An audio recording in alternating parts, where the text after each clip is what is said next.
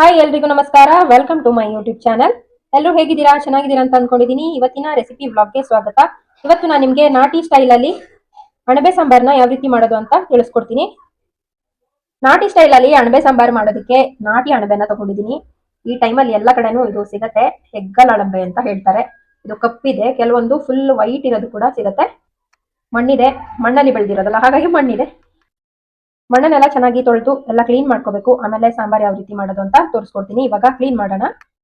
ಅಣಬೆನ clean ಮಾಡೋದು ಹೇಗೆ ಅಂದ್ರೆ, ಇದ್ರ ಮೇಲಿಂದು ಇರುತ್ತಲ್ಲ, ಇದನ್ನೆಲ್ಲ ಚಾಕುಲಿ ಈ ರೀತಿ ಎಲ್ಲ ಕೆರೆದ್ರೆ ಹೋಗತ್ತೆ. ಕೆರೆದು ಎಲ್ಲ ಕ್ಲೀನ್ ಮಾಡ್ಕೊಳ್ಳೋದು. ಆದ್ರೆ ಕೆಲವು ಕಡೆ ಇದ್ರ ಮೇಲಿನ ಸಿಪ್ಪೆನ ಹೀಗೆ ತೆಗಿತಾರೆ. ಈಗ ಸಿಪ್ಪೆ ತೆಗೆದು ತೆಗೆದು ಇದನ್ನ ಮಾಡ್ತಾರೆ. ಆದ್ರೆ ಆ ರೀತಿ ಮಾಡಿದ್ರೆ ಅದ್ರ ಟೇಸ್ಟ್ ಎಲ್ಲ ಹೋಗ್ಬಿಡುತ್ತೆ ಅಂತ, ಇಷ್ಟು ವೇಸ್ಟ್ ಆಗುತ್ತಲ್ಲ. ಅದ್ರ ಬದಲಾಗಿ ಮೇಲಿಂದ ಈ ತರ ಮಣ್ಣೆಲ್ಲ ಈ ತರ ಇದ್ರೆ ಚಾಕುನಲ್ಲಿ ಚೆನ್ನಾಗಿ ಕೆರೆದು ಕ್ಲೀನ್ ಮಾಡಿದ್ರೆ ಹೋಗತ್ತೆ. ಆಮೇಲೆ ನೀರಲ್ಲಿ ಒಂದ್ 2 ರಿಂದ 3 ಸಲ ಚೆನ್ನಾಗಿ ತೊಳೆದ್ರೆ ಕ್ಲೀನ್ ಆಗತ್ತೆ. ಮೇಲೆ ಎಲ್ಲ ಕ್ಲೀನ್ ಮಾಡ್ಕೊಂಡಿದೀನಿ. ನಾಟಿ ಅಣಬೆ ಆದ್ರಿಂದ ಸ್ವಲ್ಪ ಕ್ಲೀನ್ ಮಾಡೋದಕ್ಕೆ ಟೈಮ್ ತಗೊಳುತ್ತೆ. ಎಲ್ಲ ಮಣ್ಣೆಲ್ಲ ಜಾಸ್ತಿ ಇರುತ್ತಲ್ಲ. ಈಗ ಅಂಗಡಿಯಿಂದ ತರೋದಾದ್ರೆ ಬೇಗನೆ ಕ್ಲೀನ್ ಮಾಡ್ಕೊಬಿಡ್ಬೋದು. ಮೇಲೆ ಎಲ್ಲ ತೆಗ್ದಿದ್ದೀನಿ ಸುಮಾರೆಲ್ಲ. ಇವಾಗ ಇದನ್ನ ಕಟ್ ಮಾಡ್ಕೋಬೇಕು. ನಿಮ್ಗೆ ಯಾವ ರೀತಿ ಬರುತ್ತೋ ಆ ರೀತಿ ಕಟ್ ಮಾಡ್ಕೊಳ್ಬೇಕು. ಚೆನ್ನಾಗಿ ತೊಳಿಬೇಕು. ಗದ್ದಲೆಲ್ಲ ಬಿಡುತ್ತಲ್ಲ ಅಣಬೆ, ಇದು ತುಂಬಾನೇ ಮಣ್ಣೆಲ್ಲ ಇರತ್ತೆ. ಇದ್ರ ಮೇಲಿಂದು ಯಾಕೆ ಕೆಲವ್ರು ತೆಗಿತಾರೆ ಅಂದ್ರೆ ಸ್ವಲ್ಪ ಲೋಳೆ ಬರುತ್ತೆ ಅಂತ. ಹಾಗೇನಿಲ್ಲ, ನಾನು ಹಾಗೇನೆ ಮೇಲೆ ಕೆರೆದಿದ್ದೀನಿ ಅಷ್ಟೇ. ಇದನ್ನ ಈ ರೀತಿ ನಿಮ್ಗೆ ತೆಗೆದು ಬಿಟ್ರೆ ಏನು ಟೇಸ್ಟೇ ಇರಲ್ಲ, ಇದೆಲ್ಲ ಹೋಗ್ಬಿಡುತ್ತಲ್ಲ, ಟೇಸ್ಟ್ ಇರಲ್ಲ ಅಂತ ಹೇಳಿ ನಾನು ಅದನ್ನ ತೆಗಿಯೋದಿಲ್ಲ. ತುಂಬಾ ಸಣ್ಣ ಸಣ್ಣದ್ ಮಾಡ್ಕೋಬಾರ್ದು, ಅಂದ್ರೆ ಅಣಬೆ ಬೆಂದಾಗೋಗ ತುಂಬಾನೇ ಕಡಿಮೆ ಕಾಣಿಸುತ್ತೆ. ಆದ್ರಿಂದ ಒಂದ್ರಲ್ಲಿ 2 ಭಾಗ ಮಾಡ್ಕೊಂಡ್ರೆ ಸಾಕು, 2 ಅಥವಾ 3 ಭಾಗ. ಎಲ್ಲವನ್ನು ಕಟ್ ಮಾಡ್ಕೊಂಡಿದ್ದೀನಿ. ಸ್ವಲ್ಪ ದೊಡ್ಡ ದೊಡ್ಡದೇ ಇರಬೇಕು. ತುಂಬಾ ಮಣ್ಣಿದೆ. ಇದನ್ನ 2 ರಿಂದ 3 ಸಲ ಚೆನ್ನಾಗಿ ತೊಳಿಬೇಕು. ನೀರಲ್ಲಿ 1-2 ಸಲ ನೆನೆಸಿ ಇಟ್ಟು ತೊಳೆದ್ರೆ ಮಣ್ಣೆಲ್ಲ ಕೆಳಗಡೆ ಬರುತ್ತೆ. ಅಣಬೆನ ಚೆನ್ನಾಗಿ ತೊಳೆದಿದ್ದೀನಿ. ಅನಂತರ ನೀರಲ್ಲಿ ನೆನೆಸಿಟ್ಟಿದ್ದೀನಿ.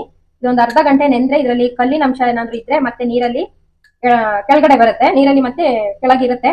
ಹಾಗಾಗಿ ನೆನೆಸಿ ಇಟ್ಟಿದ್ದೇನೆ. ಚೆನ್ನಾಗಿ ತೊಳೆದಿದ್ದೀನಿ. ಆದ್ರೂ ಇದು ಮಣ್ಣು ತುಂಬಾ ಇರುತ್ತೆ ಇದರಲ್ಲಿ. ಮರಳಿನ ಪೀಸ್ ಎಲ್ಲ ಇರುತ್ತೆ, ಅದೆಲ್ಲ ನೀರಲ್ಲಿ ನೆಂದಾಗ ಅಣಬೆ ಮೇಲೆ ಇದ್ದು ಮರಳಿನ ಅಂಶ ಎಲ್ಲ ಕೆಳಗಡೆ ಹೋಗುತ್ತೆ. ಹಾಗಾಗಿ ನೀರಲ್ಲಿ ಸ್ವಲ್ಪ ಹೊತ್ತು ನೆನೆಸಿ ಇಡಬೇಕು.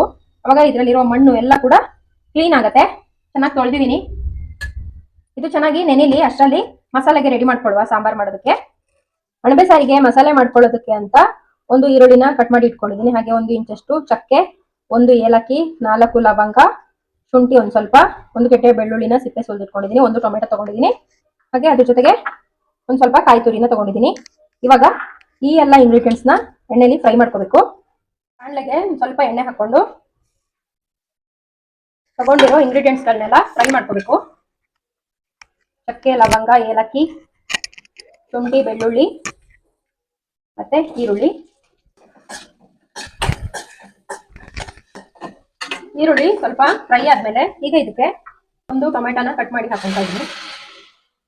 ಟೊಮೆಟೊ ಸಾಫ್ಟ್ ಆಗೋ ತನಕನೂ ಇದನ್ನ ಫ್ರೈ ಮಾಡ್ಕೋಬೇಕು.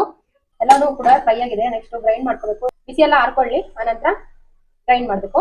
ಗ್ರೈಂಡ್ ಮಾಡೋದಕ್ಕೆ ಇವಾಗ ಮಿಕ್ಸಿ ಜಾರ್ ತಗೊಂಡಿದ್ದೀನಿ. ಇದಕ್ಕೆ 1 ಕಪ್ ಅಷ್ಟು ತೆಂಗಿನ ತುರಿನ ಹಾಕೊಳ್ತಾ ಇದ್ದೀನಿ. ಮತ್ತೆ ಫ್ರೈ ಮಾಡ್ಕೊಂಡಿರೋ ಈರುಳ್ಳಿ ಮತ್ತೆ ಟೊಮೆಟೊನ ಹಾಕೋಬೇಕು.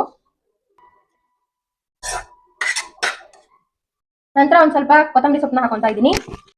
ಧನಿಯಾ ಪುಡಿ 2 ಚಮಚದಷ್ಟು, ಖಾರಕ್ಕೆ ಬೇಕಾದಷ್ಟು ಖಾರದ ಪುಡಿನ ಹಾಕ್ತಾ ಇದ್ದೀನಿ. ಮತ್ತೆ ಸ್ವಲ್ಪ ನೀರನ್ನ ಹಾಕ್ಬಿಟ್ಟು ಗ್ರೈಂಡ್ ಮಾಡ್ಕೋಬೇಕು. ಈಗ ಸಾಂಬಾರ್ ಮಾಡ್ಕೊಳ್ಳುವ. ಸಾಂಬಾರಿಗೆ ಒಗ್ಗರಣೆಗೆ ಸ್ವಲ್ಪ ಎಣ್ಣೆನ ಹಾಕೊಂತಾ ಇದ್ದೀನಿ. ಎಣ್ಣೆ ಬಿಸಿ ಆದ್ಮೇಲೆ ಅದಕ್ಕೆ ಈರುಳ್ಳಿನ ಕಟ್ ಮಾಡಿ ಹಾಕೊಂತಾ ಇದ್ದೀನಿ. ಹಾಗೆ 1 ಹಸಿಮೆಣಸಿನಕಾಯಿನ ಹಾಕ್ತಾ ಇದ್ದೀನಿ. ಸ್ವಲ್ಪ ಕರಿಬೇವಿನ ಎಲೆ ಚೆನ್ನಾಗಿ ಫ್ರೈ ಮಾಡ್ಕೋಬೇಕು. ಕೆಂಪಗಾಗೋವರೆಗೂ ಫ್ರೈ ಮಾಡ್ಕೋಬೇಕು. ಈರುಳ್ಳಿ ಫ್ರೈ ಆದ್ಮೇಲೆ ತೊಳೆದಿಟ್ಕೊಂಡಿದ್ದಂತ ಅಣಬೆನ ಹಾಕೋಬೇಕು. ಅಣಬೆ ಇವಾಗ ಜಾಸ್ತಿ ಕಾಣಿಸುತ್ತೆ, ಆದ್ರೆ ಬೆಂದ್ಮೇಲೆ ತುಂಬಾನೇ ಕಡಿಮೆ ಆಗುತ್ತೆ. ರುಚಿಗೆ ಬೇಕಾದಷ್ಟು ಕಲ್ಲುಪ್ಪು, ಅರಿಶಿನ ಪುಡಿ ಹಾಕ್ಬಿಟ್ಟು ಮಿಕ್ಸ್ ಮಾಡ್ಬೇಕು. ಮಿಕ್ಸ್ ಮಾಡಿ ಅನಂತರ ಮುಚ್ಚಳ ಮುಚ್ಚಿ ಸ್ವಲ್ಪ ಹೊತ್ತು ಅದನ್ನ ಹಾಗೇನೆ ಫ್ರೈ ಮಾಡ್ಕೋಬೇಕು. ಆವಾಗ ಅದ್ರಲ್ಲಿರೋ ನೀರಿನ ಅಂಶ ಎಲ್ಲ ಬಿಟ್ಕೊಳ್ಳುತ್ತೆ. ನೋಡಿ, ನೀರೆಲ್ಲ ಬಿಟ್ಕೊಂಡಿದೆ. ಕೆಲವರು ಇದನ್ನ ಮಸಾಲೆ ಹಾಕ್ಬಿಟ್ಟು ಆನಂತರ ಅಣಬೆನ ಹಾಕ್ತಾರೆ, ಆದ್ರೆ ಅದೊಂಥರ ಸ್ವಲ್ಪ ಸ್ಮೆಲ್ ಬರುತ್ತೆ, ಹಸಿ ಸ್ಮೆಲ್ ಇರುತ್ತೆ.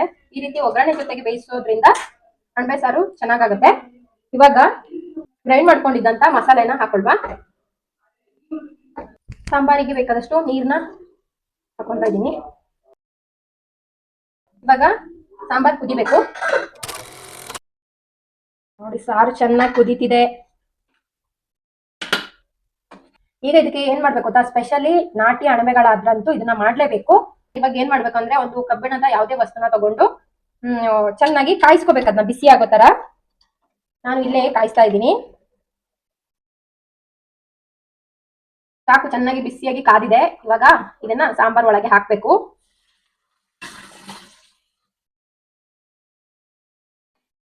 ಹೀಗೆ ಮಾಡೋದ್ರಿಂದ ಇದ್ರಲ್ಲಿ ಏನಾದ್ರೂ ವಿಷದ ಅಂಶಗಳು ಇದ್ರೆ ಅದನ್ನ ಈ ಕಬ್ಬಿಣದ ವಸ್ತು ಹೀರ್ಕೊಳ್ಳುತ್ತೆ ಅನ್ನೋ ಉದ್ದೇಶದಿಂದ ಹಳೆ ಕಾಲದವರೆಲ್ಲ ಈ ರೀತಿ ಮಾಡ್ತಾ ಇದ್ದಿದ್ದು. ಈಗ ನಾವು ಕೂಡ ಅದನ್ನ ಅನುಸರಿಸ್ತಾ ಇದ್ದೀವಿ. ಸಾಂಬಾರ್ ಆಗಿದೆ. ನಾನು ಸ್ವಲ್ಪ ಸಾಂಬಾರ್ನ ಜಾಸ್ತಿ ಮಾಡಿದ್ದೀನಿ, ಯಾಕೆಂದ್ರೆ ನಮ್ಮ ಮನೇಲಿ ಅಣಬೆ ಸಾರು ಅಂದ್ರೆ ಎಲ್ಲರಿಗೂ ಇಷ್ಟ. ಅಣಬೆ ಇಲ್ಲ ಅಂದ್ರೂ ಅದ್ರ ಬರೀ ಸಾರನ್ನ ಕೂಡ ತಿಂತೀವಿ. ಆದ್ರಿಂದ ಸ್ವಲ್ಪ ಜಾಸ್ತಿ ಸಾಂಬಾರ್ನ ಮಾಡಿದ್ದೀನಿ. ಕಡಿಮೆ ಬೇಕು ಅಂದ್ರೆ ಗೊಜ್ಜು ಆ ರೀತಿ ಕೂಡ ಮಾಡ್ಕೋಬಹುದು. ಅಣಬೆ ಸಾಂಬಾರು ರೆಡಿ ಆಯ್ತು. ಇದ್ರ ಜೊತೆಗೆ ನಾನು ಅಕ್ಕಿ ರೊಟ್ಟಿನ ಮಾಡಿದ್ದೆ.